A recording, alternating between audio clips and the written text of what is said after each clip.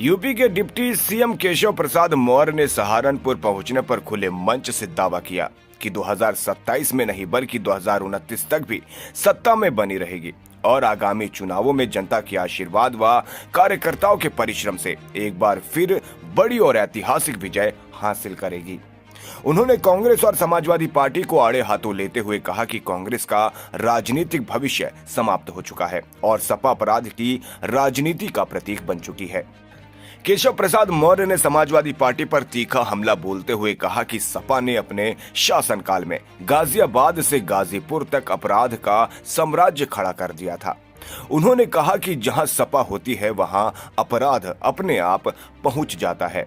उत्तर प्रदेश को उन्होंने जंगल राज में झोंक दिया था। भाजपा सरकार ने कानून का राज स्थापित किया है। डिप्टी सीएम ने दावा किया कि आज उत्तर प्रदेश में अपराधी या तो जेल में है या प्रदेश छोड़ चुका है। भाजपा की सरकार ने अपराध और अपराधियों के खिलाफ जीरो टॉलरेंस नीति अपनाई है, जिसे जनता ने स्वीकार किया है।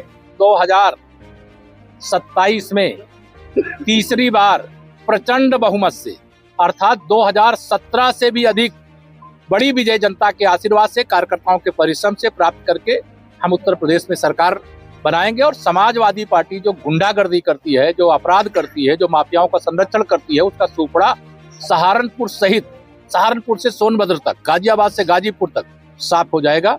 जनता इसके लिए तैयार है। कांग्रेस डिप्टी सीएम ने कांग्रेस पर तीखा प्रहार करते हुए कहा कि कांग्रेस 140 साल पुरानी पार्टी है, लेकिन अब उसका कोई राजनीतिक भविष्य नहीं बचा है। उन्होंने आरोप लगाया कि जिस कांग्रेस ने कभी आजादी की लड़ाई में भागीदारी की बात की, उसी पार्टी ने वंदे मातरम के टुकड़े कर दिए।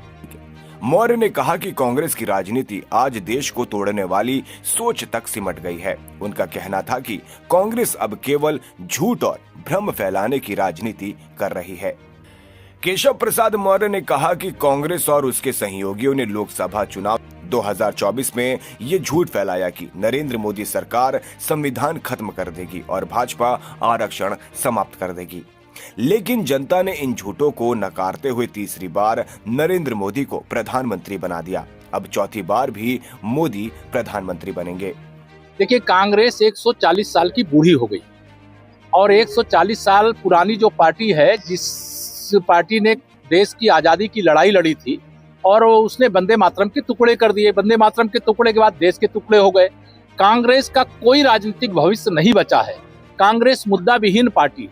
माननीय नरेंद्र मोदी जी को सरकार में आने से रोकने के लिए दुष्प्रचार किया, अफवाह फैलाया, संविधान खत्म करने का झूठ बोला, आरक्षण खत्म करने का झूठ बोला, लेकिन फिर भी देश की जनता ने तीसरी बार मोदी सरकार बनाई और कांग्रेस का इतिहास के पन्नों में दर्ज होना सुनिश्चित है। कांग्रेस का कोई राजनीतिक भविष्य नहीं।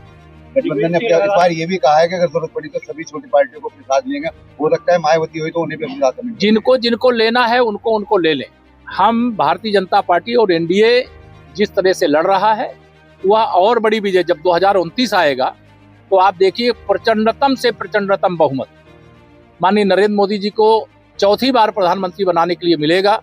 और जैसे लोकसभा चुनाव 2024 के संपन्न हुए, फिर हरियाणा विधानसभा चुनाव में कौन जीता? भाजपा।